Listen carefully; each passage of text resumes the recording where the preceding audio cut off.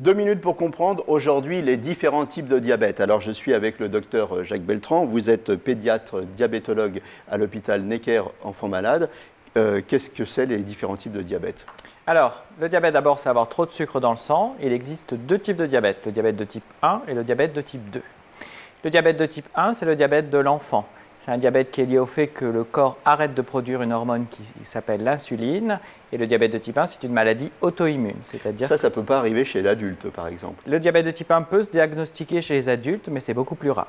D'accord. La deuxième forme de diabète, c'est le diabète de type 2, qui est un diabète qui se diagnostique plus chez l'adulte, en général à partir de l'âge de 40 ans, et qui est lié souvent à une mauvaise qualité de vie, c'est-à-dire que des personnes qui sont en surpoids, qui ne mangent pas très équilibré, qui n'ont pas beaucoup d'activité physique. Cette fois-ci, le patient est toujours capable de produire de l'insuline, mais à cause de ces problèmes liés à la qualité de vie, cette insuline a du mal à agir. Et donc, dans un premier temps, le patient peut être traité par des comprimés, puis par des injections d'insuline quand le diabète devient très grave.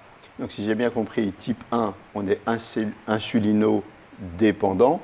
Type 1, insulino-dépendant, pour se rappeler. Donc, on ne produit pas d'insuline. Et type 2, on a de l'insuline, mais elle n'est pas efficace. Exactement. Pour schématiser. Exactement. Donc, type 1, le corps n'a plus d'insuline. Il faut en urgence donner de l'insuline au patient. Type 2, on est plutôt sur une prise en charge d'abord environnementale, c'est-à-dire on encourage le patient à perdre du poids, à faire du sport, à manger équilibré. Et si vraiment la maladie devient grave, on doit mettre le patient sous insuline. D'accord. Bon, donc vous nous dites qu'avec une bonne hygiène de vie, malgré tout, on peut y échapper à celui-là.